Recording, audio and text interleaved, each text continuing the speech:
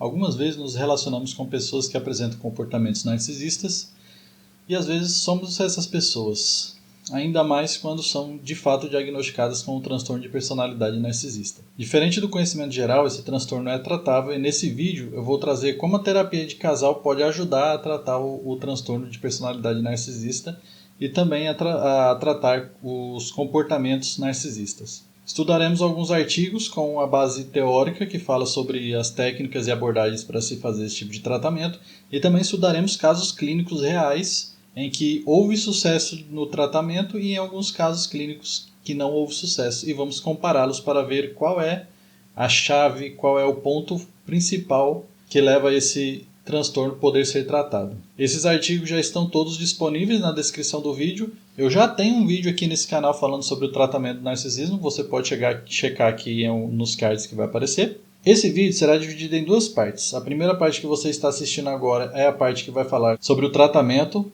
sobre a abordagem teórica e sobre terapia de casal. E o próximo vídeo vai ser sobre os casos clínicos reais, em alguns que deram certo e outros que não deram certo. Meu nome é Demetrios Mikulis e vamos juntos desmistificar este assunto.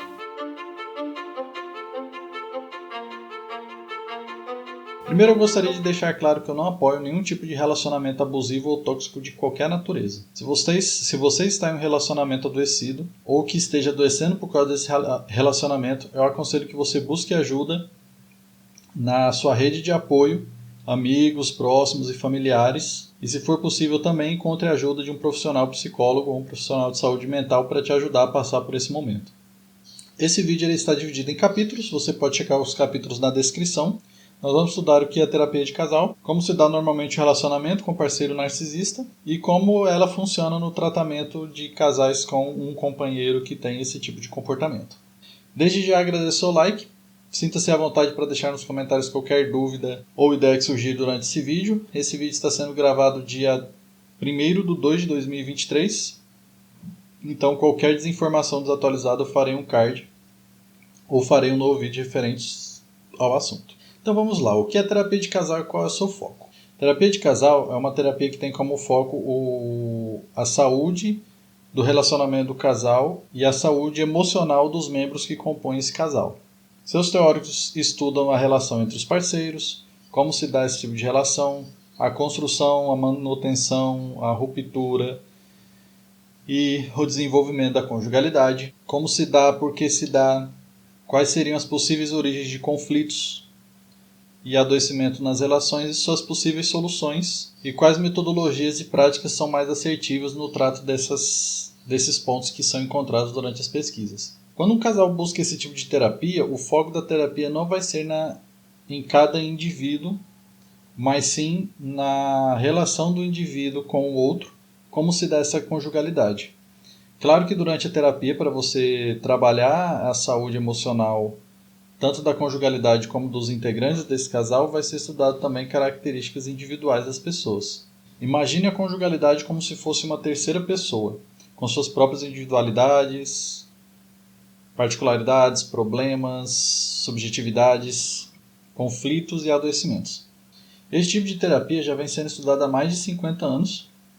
Teve na década de 80 um aumento considerável, em que as pesquisas nesta área focavam principalmente a resolução de conflitos, a comunicação conjugal, a satisfação com o relacionamento, o engajamento na terapia e os comportamentos positivos nas situações envolvendo conflitos graves.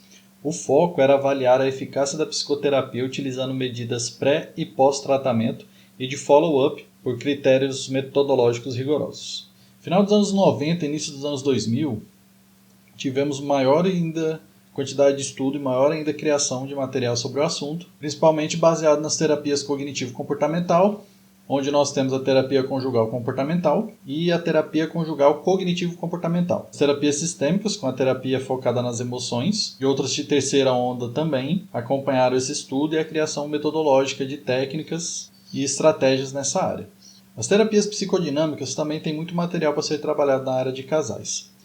Contudo, você encontra mais material teórico para trabalhar com as abordagens comportamentais e as cognitivo-comportamentais, mas os artigos que eu trouxe dos casais que foram trabalhados, os casos clínicos reais, são ambos de terapias psicodinâmicas. né, de base psicanalítica. Normalmente o foco da terapia de casal busca capacitar o casal a lidar e resolver com suas situações, com suas crises principalmente, e a partir dessa resolução de conflito e crise, promover um amadurecimento dos membros que compõem o casal e trabalhar a individualidade de cada um para que ela se manifeste de forma saudável e adaptada ao relacionamento e à vida real, à realidade em que eles estão inseridos. Através da psicoeducação é que é dado esse aporte teórico e afetivo para o casal começar a trabalhar essas situações. Eles começam a criar habilidades que se tornam mais adaptadas à realidade em que estão inseridos e à realidade do casal, principalmente no quesito comunicação, que tem um papel fundamental quando a gente fala sobre manter ou romper a conjugalidade. O terapeuta trabalhando com casais pode guiar o casal, por exemplo, a ter novos pontos de vista, a conseguir ter uma capacidade de ver sobre o ponto de vista do cônjuge uma outra forma ou adaptar a visão a uma questão mais real, que se enquadra mais na realidade, trabalhar as projeções de eu ideal e de parceiro ideal que costumamos projetar em nossos parceiros, minimizar essas projeções para que o relacionamento se torne mais genuíno e os sentimentos que são depositados na outra pessoa sejam sentimentos reais e não sentimentos que são respostas da projeção que você teve no outro. Na terapia de casal também é trabalhado, por exemplo, resgatar emoções e sentimentos do início da relação, lembrar o casal de por que eles estão juntos, trabalhar uma regressão saudável, por exemplo, a sentimentos de paixão, a sentimentos de companheirismo que podem ter sido perdidos ou sido desgastados com o tempo. E interessante nas terapias cognitivo-comportamental que eles dão muitas tarefas para os casais realizarem, muitas práticas para os casais realizarem junto durante uma sessão de terapia e outra, para que eles consigam trabalhar essas questões que foram trabalhadas na terapia de forma prática, né? Colocando mesmo a mão na massa para conquistar resultados mais assertivos. É muito importante, gente, notar que a terapia de casal, o objetivo dela não é manter a relação, manter a conjugalidade, ou causar sua ruptura. É sim a promoção de saúde emocional do casal, da conjugalidade e dos membros integrantes desse casal. Então, se para a saúde dos membros seja mais interessante a ruptura, ela não vai ser sugerida, mas provavelmente ela vai acontecer de forma natural e a terapia vai continuar dando agora apoio individual para cada um dos membros para que eles passem por essa transição para uma nova vida. Da mesma forma, se na terapia de casal descobre-se, o próprio casal descobre, tá, gente? Não é o terapeuta que sugere, mas o próprio casal descobre que eles conseguem ficar juntos e eles redescobrem-se, digamos assim, o seu amor e a sua união, então mantém-se a conjugalidade e a terapia vai trabalhar essa nova vida também, agora readaptada a esse novo sentimento ou a esse sentimento resgatado. Agora, o casal narcisista, como é que acontece? O relacionamento com uma pessoa narcisista é um relacionamento complicado, já que a pessoa tem necessidades de centralizar sua atenção nela e necessidades que ele acredita que devem ser atendidas pelo parceiro. Caso isso não aconteça, normalmente ele pode reagir de forma agressiva ou de forma desadaptada à situação. Essa forma desadaptada pode envolver críticas, pode envolver desqualificação do companheiro, né? Falar que o companheiro não alcança suas expectativas, por exemplo, falar que ele não é suficientemente bom para ele. E essas necessidades egocêntricas do companheiro narcisista impedem que o seu cônjuge promova sua própria individualidade, né?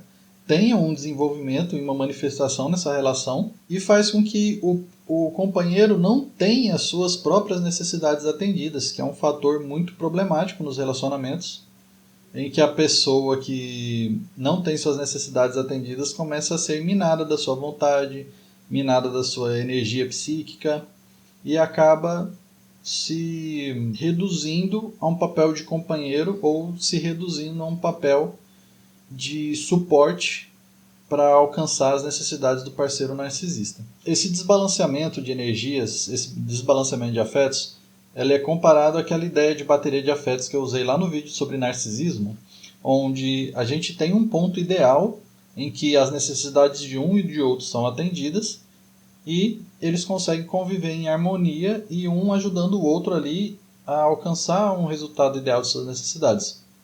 No caso de um companheiro com comportamento narcisista, as necessidades de um diminuem as necessidades do outro. Então aumenta-se a necessidade da pessoa com comportamento narcisista. Essa aqui tem que reduzir as suas para conseguir lidar e responder às necessidades do outro, minimizando as suas e ficando nesse papel de complemento, digamos assim. A literatura traz que normalmente os relacionamentos são permeados de momentos em que a pessoa com comportamento narcisista precisa ter suas necessidades atendidas. Caso não tenha suas necessidades, ele pode agir de forma a suprir essas necessidades em outros lugares e principalmente em outros parceiros. Daí surge a ideia de que a pessoa com comportamento narcisista tende a ser propensa a ter casos extraconjugais. Mas não é bem assim. Se a necessidade afetiva do companheiro com comportamento narcisista for de um afeto que ele não está conseguindo encontrar na relação, pode ser que ele procure esse afeto em fantasias e pode ser que ele de fato vá para o ato e procure esse afeto em novos companheiros. Um pouco adiante no vídeo nós vamos ver o conceito de acting out, que é um conceito da psicanálise que explica um pouco melhor essa impulsividade. Esse acting out ele acontece não só com comportamentos extraconjugais, mas com comportamentos adaptativos também para suprir essa necessidade que eu falei. Então pode ser que ele vá atrás de vícios, comportamentos de risco, exposição a situações de perigo, situações que deem a emoção que ele está precisando ou buscando, e infelizmente em alguns casos o próprio autoextermínio. Então você imagina o companheiro de uma pessoa com esse tipo de comportamento, além dela ter que se doar muito mais do que você se doa em uma relação normal, ela sempre tem que ficar lidando com essas questões mais complicadas. É sempre um relacionamento em que a pessoa tem que trabalhar muito para conseguir lidar com um companheiro com comportamento narcisista.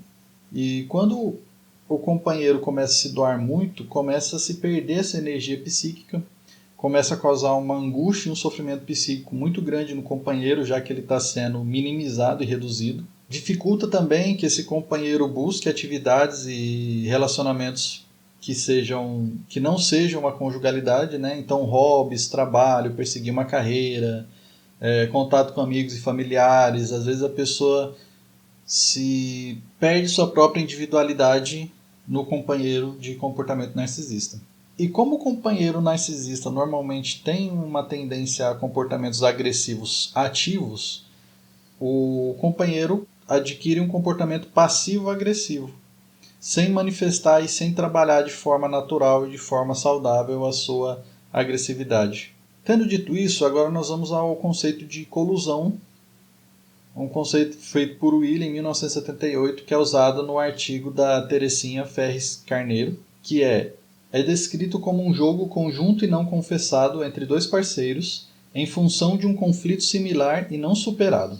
Os cônjuges se unem por supostos comuns, quase sempre inconscientes, e com a expectativa de que o parceiro liberte de seu conflito. A colusão seria uma matriz interacional que organiza a vida amorosa do casal. No caso, a autora traz 4 tipos de colusões no artigo, que elas são comparadas ao estágio de desenvolvimento da teoria psicanalítica, principalmente a teoria psicanalítica de Freud. Elas são a colusão narcísica, a colusão oral, a colusão sádico-anal e a colusão fálico-edípica.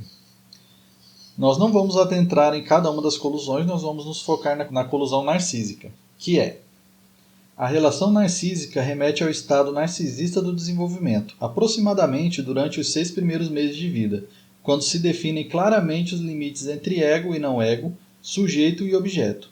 Nesse período, mãe e bebê se tratam como partes de um todo e o bebê possui autonomia própria. Os conflitos gerados nesse período vão se reatualizar na relação conjugal. Então se intensificarão ideias mágicas com respeito à fusão imaginária, a possibilidade do outro conhecer e corresponder ao desejo de forma totalitária, como se fossem um mesmo ser uno. Na colusão narcísica, ambos os parceiros manifestam as mesmas perturbações básicas, um ego mal configurado, com sua delimitação em perigo. O narcisista pretende valorizar seu ego por meio do parceiro e o narcisista complementar aspira a obter no outro um ego idealizado. Nós voltaremos a esse quesito quando estudarmos os casos. Por enquanto, basta mantermos em mente esse conceito de colusão e como funciona essa colusão na relação com o companheiro com comportamentos narcisistas. Caso você tenha dúvidas ou queira esclarecer um pouco mais sobre esse conceito de colusão e de como se dá essa manifestação do eu no desenvolvimento e até onde isso afeta o comportamento narcisista, eu aconselho esse vídeo aqui onde eu falo sobre o narcisismo e sobre o transtorno de personalidade narcisista. Entendendo agora a terapia de casal e como se dá o relacionamento com o companheiro narcisista, nós vamos começar a adentrar nos artigos na sua base teórica e depois, no próximo vídeo, falaremos sobre os casos. Então, no caso de terapia de casal com parceiros com comportamento narcisista, o primeiro artigo que nós vamos trabalhar nos casos é um artigo do American Journal of Psychotherapy, que está disponível na descrição do vídeo. Ele traz 2 casos de casais com um dos companheiros diagnosticado com transtorno de personalidade narcisista. Então, além de ser um parceiro com comportamentos narcisistas, ele também foi diagnosticado com transtorno. Um dos casos foi possível tratamento, em outro dos casos o tratamento não foi tão eficaz. Ele começa deixando claro que os estudos sobre esse tipo de transtorno, como já falamos aqui no canal, são baseados em experiência clínica e formulações teóricas, porque é muito difícil nós criarmos grupos de controle para estudar técnicas e metodologias específicas, porque é muito pouca a quantidade de pessoas com esse transtorno e é menor ainda a quantidade de pessoas com esse transtorno que buscam a terapia. O artigo traz que menos de 1% das pessoas que procuram terapia de casal, na experiência clínica dos autores, tem o transtorno de personalidade narcisista.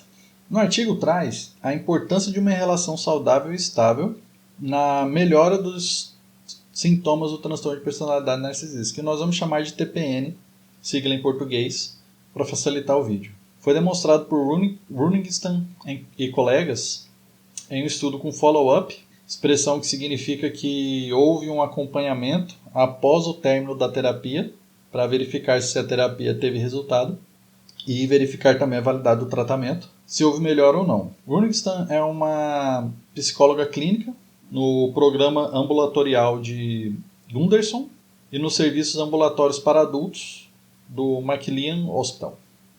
Professora associada de psicologia do Departamento de Psiquiatria durante meio período da Harvard Medical School. Ela e seus colegas encontraram que 60% das pessoas que são tratadas com esse transtorno conseguem melhorar, tratadas com a terapia de casal conseguem melhorar, e 40% não. Esses 60% mostram uma melhora significativa nos sintomas, a ponto de conseguir manterem um relacionamento, conseguirem lidar melhor com as próprias feridas narcísicas e se adaptar muito melhor à realidade social. Os 40% dos pacientes que não demonstraram melhora, eles possuíam agravantes nos sintomas da TPN e não demonstraram comprometimento em relação à terapia. Com esse estudo, Runington e colegas, e perdoem-me se eu estou pronunciando errado o nome dela, perceberam que há 3 fatores principais durante a vida do indivíduo que impactam na produção desse comportamento narcisista. São eles: sucessos corretivos, desilusões corretivas e relacionamentos corretivos. Esses fatores eles funcionam como modeladores da personalidade, reforçando certos comportamentos, punindo outros, moldando assim a personalidade de forma que pode se tornar às vezes mais adaptados à realidade ou às vezes com sintomas mais acentuados ou com comorbidades nesses sintomas. No nosso estudo de hoje nós focaremos no terceiro fator, que são relacionamentos corretivos. Entenda a ideia de corretivo como algo que impulsiona a personalidade a manifestar determinado comportamento ou a ir para determinado caminho, digamos assim. Então, um sucesso corretivo é um sucesso que mostra para a pessoa como ser mais adaptada e mais saudável emocionalmente e em suas relações afetivas e sociais. Da mesma forma, desilusões corretivas são desilusões que a pessoa teve durante a vida que vai mostrar para ela que não é bem assim que funcionam as coisas, que não é bem assim que ela deve agir.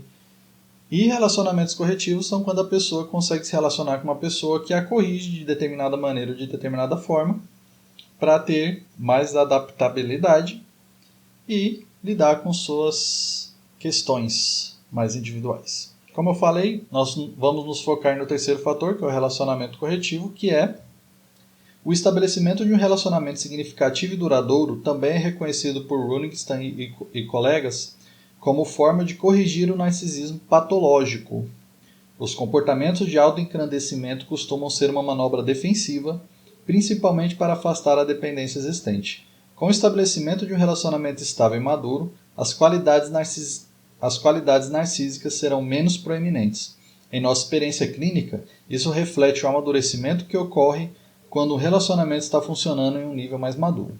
Ou seja, é possível que com o amadurecimento do relacionamento e do indivíduo com o transtorno de personalidade narcisista, ele alcance um nível aceitável de adaptabilidade, um nível aceitável de convivência social, um nível saudável, que não provoque o adoecimento nem da conjugalidade, nem das pessoas envolvidas afetivamente com ele. Agora a gente tem que deixar claro esse detalhe que funciona sempre? Não. Runingstein e colegas perceberam que 60% tem uma melhora significativa e 40% não. Vamos manter sempre a ideia de que é possível, existe técnicas, modelos, abordagens, terapias para tratar o transtorno de personalidade narcisista.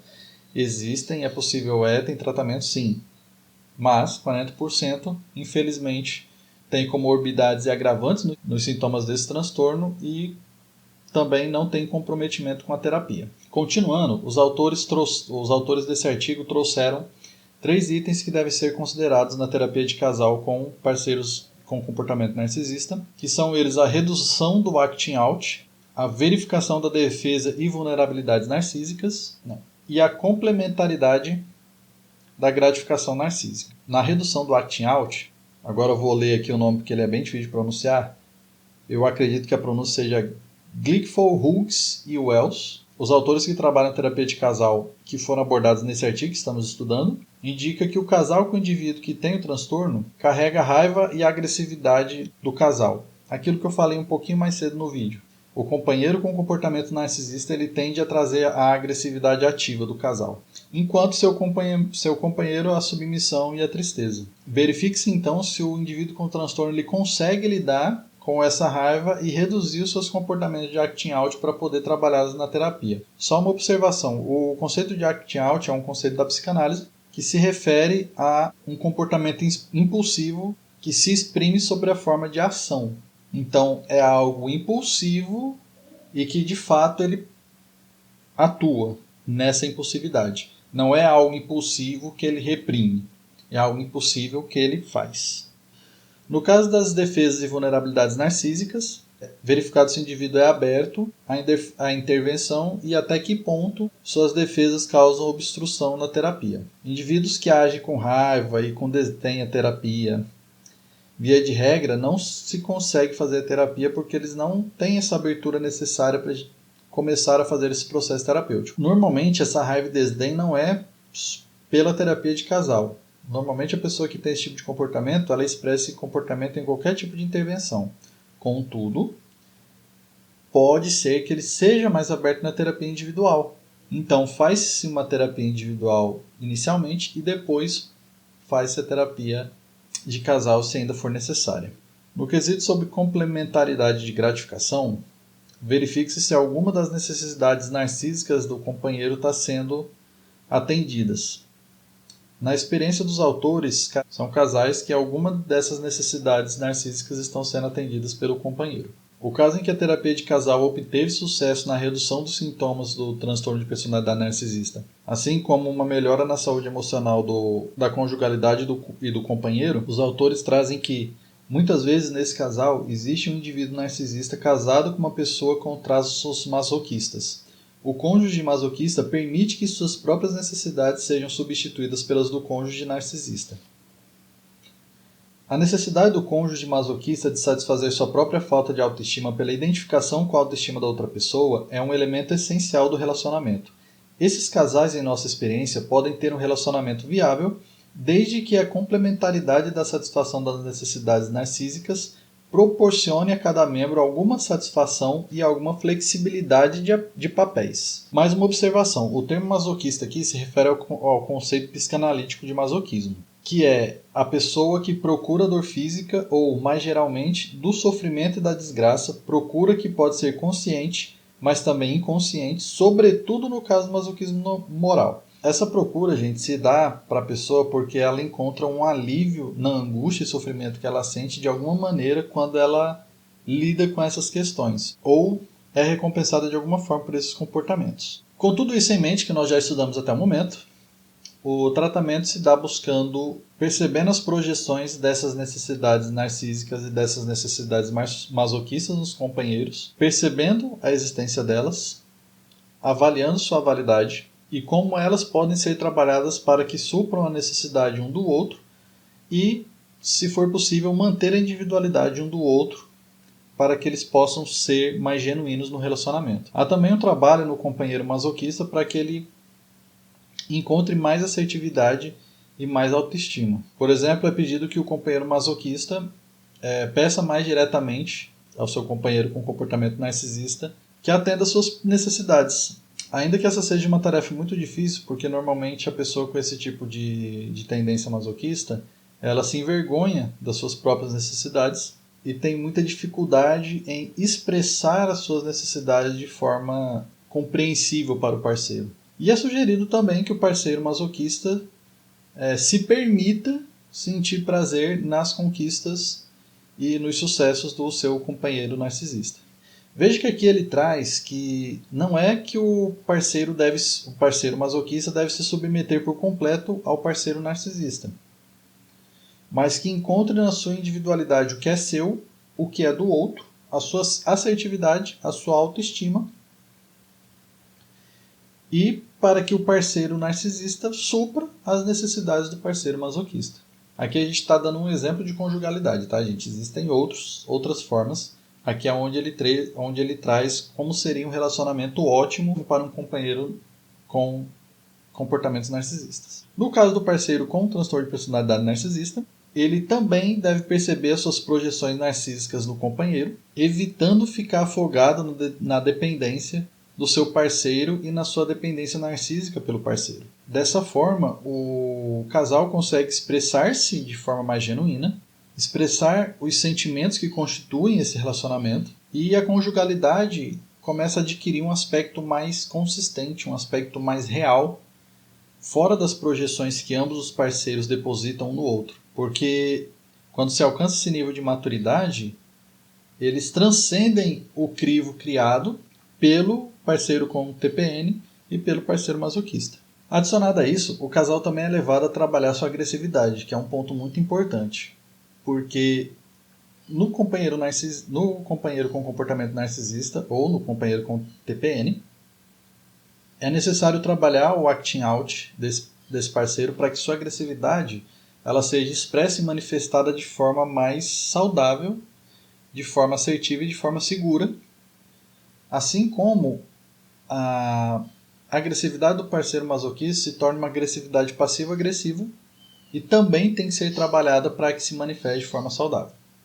Dessa forma, cria-se aquilo que eu falei mais cedo da harmonia, em que o parceiro consegue expressar-se e consegue demonstrar as necessidades para o parceiro com comportamento narcisista, para que esse parceiro consiga perceber as necessidades e suprir as necessidades um do outro. Vejam também que esse suprimento de necessidades não é algo que podemos imaginar que será feito ad infinitum, né? Será feito para sempre. Na verdade, quando eles conseguem suprimir-se, eles suprimir a necessidade do outro, não suprimir-se a si mesmos, eles conseguem manifestar sua individualidade através do relacionamento. Então, a maturidade traz esse envolvimento mais natural, que é muito bacana. É importante notar também, gente, que nós estamos falando de exemplos de comportamentos que podem ou não ser semelhantes ao comportamento de uma ou outra pessoa. Então, sempre vamos ter em mente que a individualidade da pessoa a ser trabalhada, ela é importantíssima, tem que ser levada em consideração. E as técnicas e abordagens, modelos e tarefas que foram feitas para um casal podem não funcionar com o outro com características bem semelhantes, porque em alguma parte da subjetividade tem alguma coisa um pouquinho diferente. Mas eu vejo que alcançando 60% dos pacientes com transtorno de personalidade narcisista, né, diagnosticados, já é um resultado muito bom, que pode ser melhorado ainda mais quanto mais pessoas com esse tipo de comportamento procurarem terapia. Bom, esse foi o primeiro vídeo. No próximo vídeo nós vamos estudar os casos clínicos. São 6 casos clínicos que iremos estudar, tanto do artigo que foi estudado as pessoas com transtorno de personalidade narcisista, como do artigo da Terezinha Ferres Carneiro, onde ela traz mais 4 exemplos de relacionamentos com companheiros com comportamento narcisista. Obrigado por assistir esse vídeo. Meu nome é Demetrios Mikulis e nos vemos no próximo vídeo.